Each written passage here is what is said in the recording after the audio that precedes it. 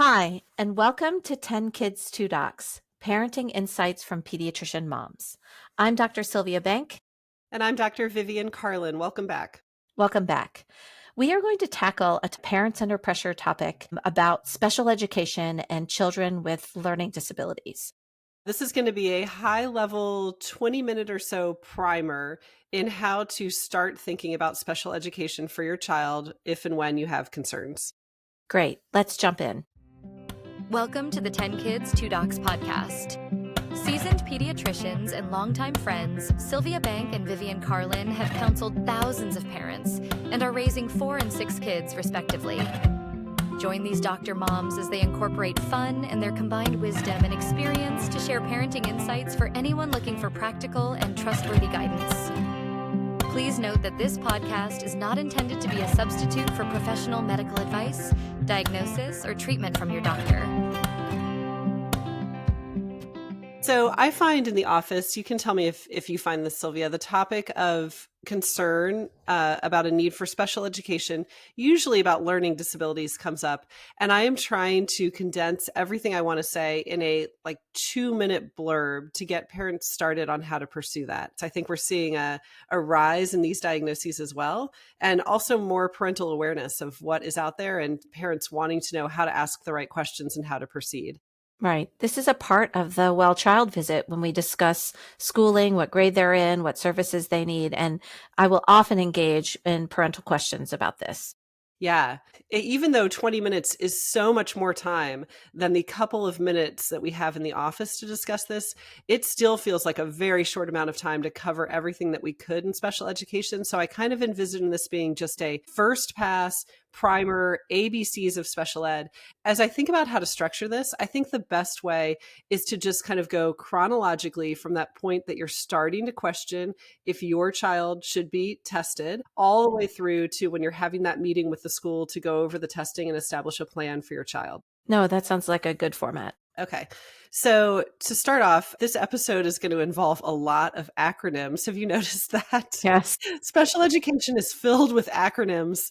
And the first one I want to point out is IDEA, IDEA. That's the Individuals with Disabilities Education Act. That is what creates a structure for a child with a disability to receive special education and related services. Underneath IDEA, there are 14 different categories under which a child can qualify for special education: autism, deafness, visual impairment, developmental delay, intellectual disability, traumatic brain injury, and specific learning disability. Again, there's others as well. But just to give you an idea of what is covered under IDEA, you can fall into all of these different categories. As we go through this, I am going to specifically focus on the child with a specific learning disability and what that looks like, how that presents, and how you proceed through that. Because I think a lot of the other ones, they end up being diagnosed maybe earlier on or in different ways. Right. Mm-hmm. So we have screening tools for autism very early on our well child checks. Parents, that's usually on their radar as their child is entering school.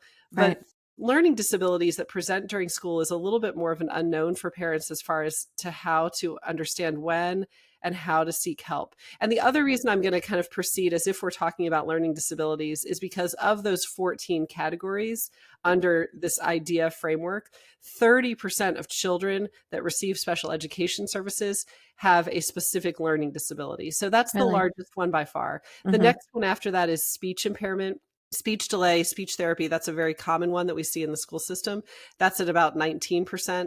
Autism, to give you a perspective, is 13% of kids that fall under needing services through IDEA. So let's proceed as if you have a child that is at that early school age and you're starting to question learning disabilities. And I think here I'm going to diverge for a minute and just tell you a little bit of my story so you kind of understand the perspective that I'm coming from. Sure. So I have 2 children, as you know, that have been diagnosed with dyslexia, and they presented in very different ways. So I think this is kind of informative as to how to start thinking about if you have concern for your child with a learning disability. So one of my children, I had the advantage of homeschooling. I had been homeschooling for a decade. I had taught multiple of my children to read.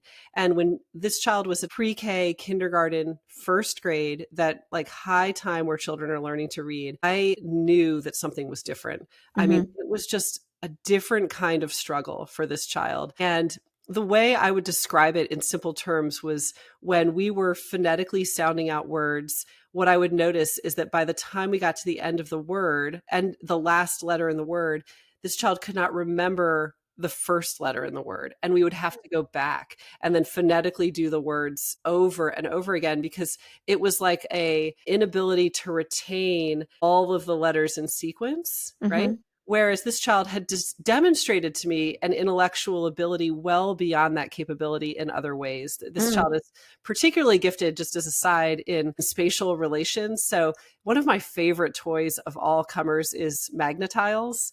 And this child would build these amazing magnetile three-dimensional structures that were well beyond what my other children had built, that were just so creative and so interesting. And sure enough, I know that she's kind of gifted in that area. But in many areas of her academics, this learning to read was different for me. It was different than having taught my other children, and it was different than what I was seeing in her other schoolwork. Yeah, like a mismatch maybe, right? Yes, there was like a mismatch there. And so I knew from my pediatric training and from the physicians that had been involved in her care that as a homeschooler, because I mentioned I was homeschooling at that time, I could go to my local public school and request learning disability testing. And as a taxpayer, they will test her just like they would a student in their school. This is a service that's provided by the government. So that's the first step. Is I do make a lot of people aware, because there are a lot of private places that you can go to for specific learning disability testing. And I think there are use cases where those can be adjunctive and helpful. But I think a lot of people, particularly homeschoolers, don't know that you have access to these resources through the public school as well. Yeah. So I went in with her towards the end of first grade for her and requested the testing. And so this gets to another point in this, is that there are two ways that special education testing can be initiated. One is if a teacher has concern and the teacher requests testing. Now, the school cannot test until the parent approves, but a teacher can be the one that initiates the concern and then present that to the parent, and the parent can decide whether or not they want testing. The second is if the parent has concern, and then the parent can request testing, even if the teacher doesn't show concern. Let me give you the example of my second child, again, just to kind of demonstrate the different ways these can present. So this child also was ultimately diagnosed with dyslexia. And when this child was in third grade, so had been on a fairly normal progression of learning to read and had been doing well in first and second. And, I think of third grade in general as a point in a child's education where there's a big step in the expectations for writing. Yes. And what I was really seeing was like a disconnect where when what could be communicated to me verbally was very different than what could be logically put on paper. And this child kind of more classically had exceptionally difficult to read handwriting, but there was like just a difficulty in that, getting the sentence structure and the sentence components and the stream of thought on paper that didn't match this ability to intake the information from reading. My first child, incidentally, has gorgeous handwriting. So even with that diagnosis of dyslexia, has the most beautiful cursive handwriting of any of my children, I would say. So, there are these classic things that we think about in dyslexia, like reversing letters or reversing parts of the word in your speech, or classically really difficulty learning to read. This other child that I had that was diagnosed with dyslexia had a more kind of standard progression in learning to read. But I was really concerned when I started seeing it come out in the writing. And sure enough, I requested through the school, they did the learning disability testing, and he did qualify for services as Interesting. specific learning disability compatible with dyslexia. So I tell those stories to illustrate the point, and I make this point to parents. There is no one thing that you can look at that says this child is going to have a learning disability. Many, many children reverse letters or write them backwards for the first few years of elementary school. Many children are not confidently learning to read until the end of first grade or so. many children have very messy handwriting through elementary school. Like there's not any one thing we can say that's a definite sign of learning disability. Interesting. Usually see where the teacher in the parent-teacher conference, they've seen their children in the academic setting and they are concerned about a potential learning disorder or a need for special education or services. And at the parent-teacher conference, they bring it around to the parents and the parents are blindsided. Mm-hmm. They didn't know that there was any type of deficit or any type of concern. And as a pediatrician in that setting, I always counsel the parents to let them go ahead and do the testing, right? Because they need Absolutely. parental permission. Why wouldn't you want the services if your child could qualify and benefit from them, right? Yes. This is one of my main points. When I talk to parents, it's one of the main points I'd like to bring out in this episode. I am always an advocate for getting any services that your child qualifies for. I 100% agree. I think the teachers are by far the most trained. They see it all of the time. They also know, kind of like when I described with my homeschooling, I already kind of knew what a quote unquote normal progression was because I had homeschooled so many already, right? Teachers are doing that times 30, every year, right? They see so many more kids coming through and they know. I respect their opinions very, very highly on this. I occasionally encounter parents who are very hesitant to proceed with testing, but the services that a diagnosis of learning disability opens up to you that your child is now rightfully entitled to by law is really incredible and often involves much smaller group time, whether it's in reading or math or whatever. And even that alone, I think, when you're in a classroom of 30, but you now get to do your reading group with a small group of 5 and a teacher who specializes only in teaching reading. I mean, why wouldn't you want that for your child? Right. So we've talked a little bit about the circumstances under which you might choose or decide to have your child evaluated for special education services. Let's transition in the second half to talking about what that evaluation looks like.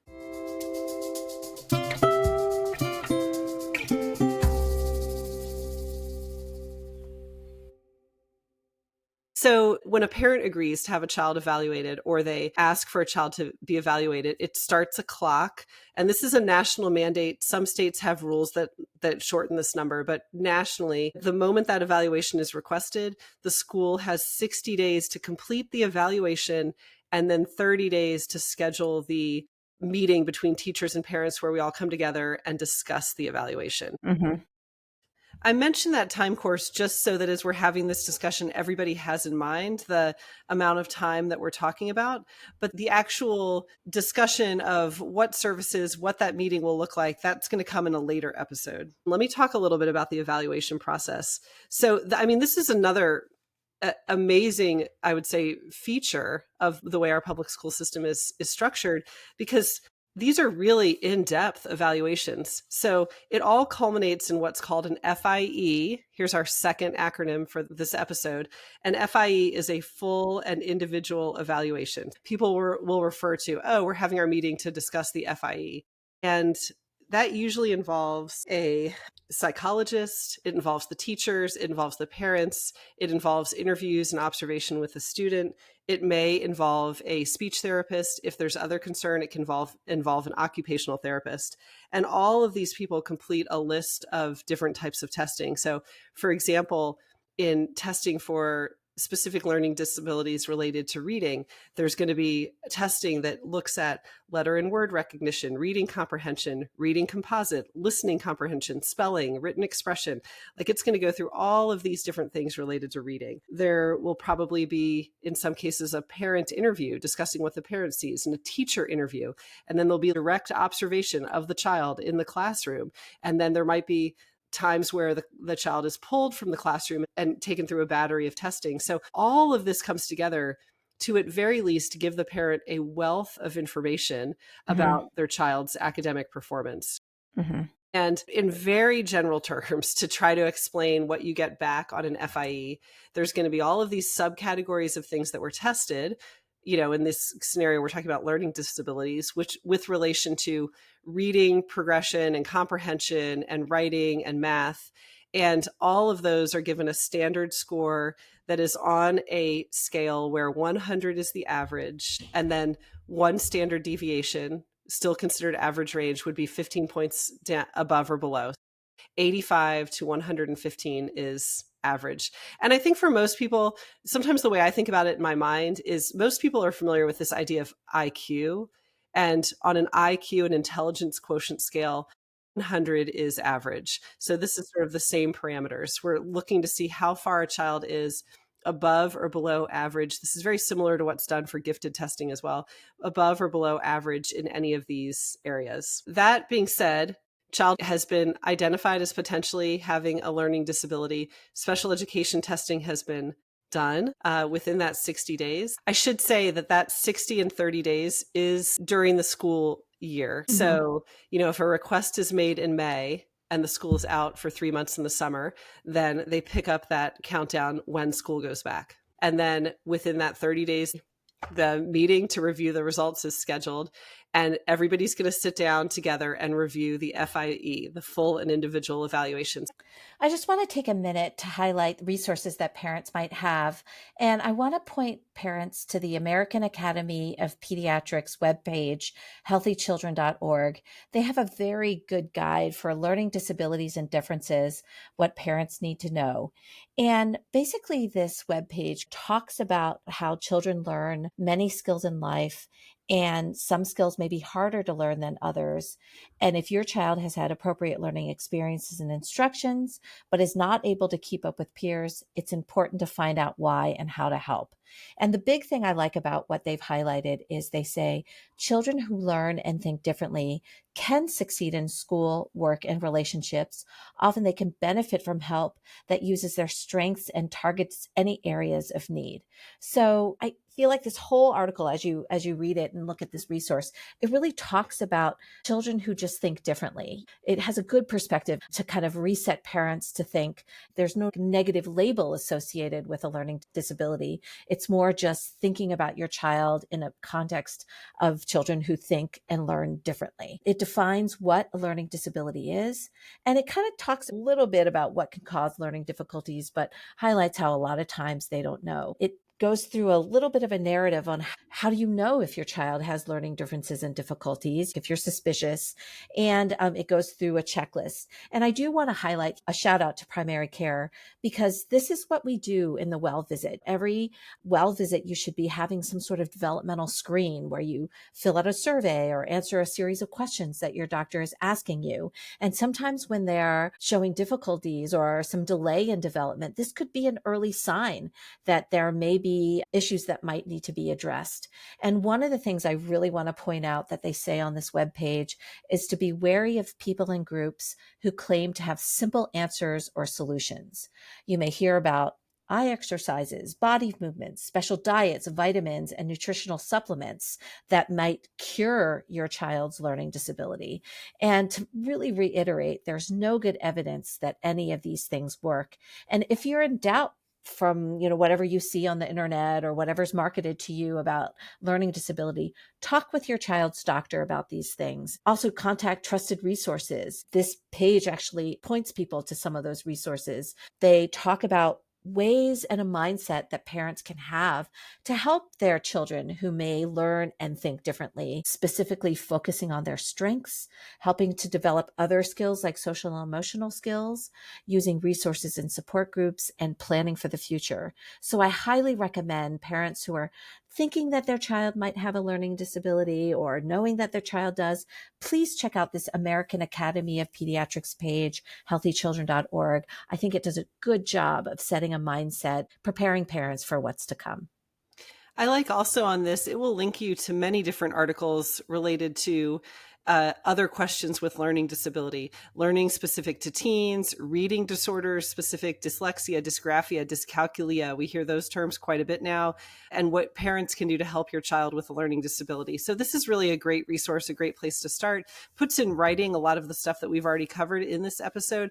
And again, I'll go back to something I said in the beginning of the episode. There are many different diagnoses that allow a child to receive special education services under IDEA, that acronym that we talked about at the very beginning. We are highlighting learning disabilities because that is the most common diagnosis that causes a child to receive special education services. But I hope that in other episodes, we can explore all of those diagnoses as we go through them. Yeah. So I'm going to put a link to this webpage into the show notes so parents can find it easily. Sounds great, Sylvia. Join us next time when we'll go more in depth and talking about what does that appointment look like, reviewing the FIE, the full and individualized evaluation, and what services can special education provide. This is 10 Kids, 2 Docs. I am Dr. Vivian Carlin. And I'm Dr. Sylvia Bank. We'll see you next time. See you next time. Thank you for listening to 10 Kids, 2 Docs, hosted and created by Sylvia Bank and Vivian Carlin. If you enjoyed this episode, please subscribe and recommend our podcast to other listeners. Visit our website at 10kids2docs.com, where you can find links to social media and leave comments or suggestions. Back next week with more topics in parenting.